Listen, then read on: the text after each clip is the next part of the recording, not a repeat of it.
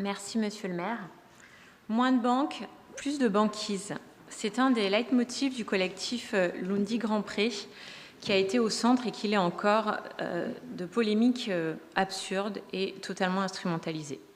Ce n'est pas en effet celle présente sur les sachets de thé évoqués ce matin par Monsieur Oliver. Et par ailleurs, sur ces sachets de thé, même si le thé n'est ni bio ni équitable, les images qui peuvent choquer certains d'entre nous n'ont quand même pas de vocation criminelle. La ville de Lyon met en œuvre une politique culturelle diversifiée qui soutient et valorise toutes les formes d'expression artistique. La culture est plurielle et notre devoir en tant qu'élu est de promouvoir l'audace et la liberté de création, même lorsque cela peut heurter certaines sensibilités conservatrices.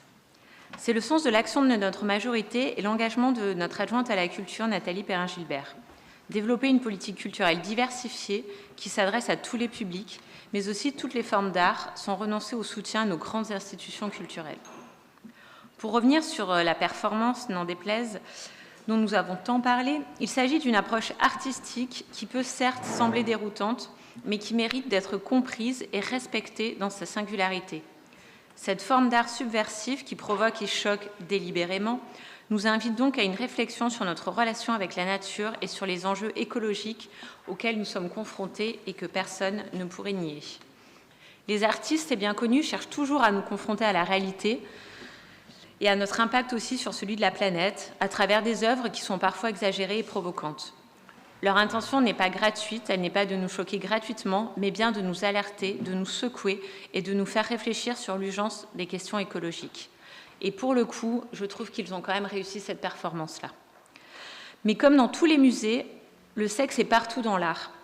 Dans l'art, la performance, le corps est un médium artistique. Il est particulièrement vrai, de nombreux artistes l'ont utilisé. Ils utilisent la nudité pour transgresser les conventions sociales et remettre en question les normes établies et dénoncer les systèmes de domination. D'ailleurs, au passage, j'en profite pour rappeler que ce sont souvent le corps des femmes qui sont nus, comme l'a notamment dénoncé le collectif Guerilla Girls, en demandant si les femmes doivent être nues pour entrer au Metropolitan Museum, où moins de 4% des artistes exposés sont des femmes, mais 76% des nus sont féminins. Alors que peut-être que dans le fond, c'est la nudité masculine qui choque, on ne sait pas. Face à ces constats, je ne peux qu'imaginer que c'est par méconnaissance ou conservatisme que cette programmation artistique a tant choqué.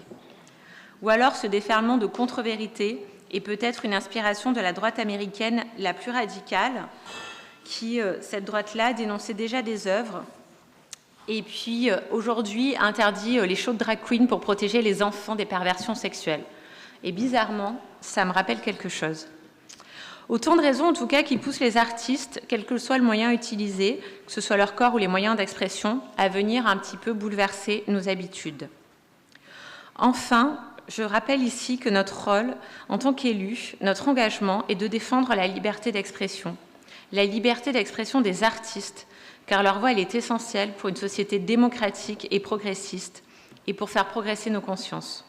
En rejetant l'art qui nous met mal à l'aise, nous réduisons notre capacité à penser différemment, à remettre en question les injustices et à voir le monde sous un angle nouveau.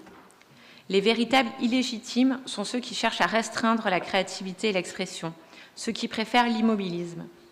L'art peut être choquant, grotesque, même de mauvais goût. Ce n'est pas à nous d'en juger. Il peut nous stupéfaire, nous choquer, nous dégoûter, nous envoûter. Peu importe, chacun est libre. Parfois, cela nous laissera indifférents ou au contraire, ça nous alertera. Je ne sais pas si faire de la politique est un art, mais faire de l'art est définitivement politique.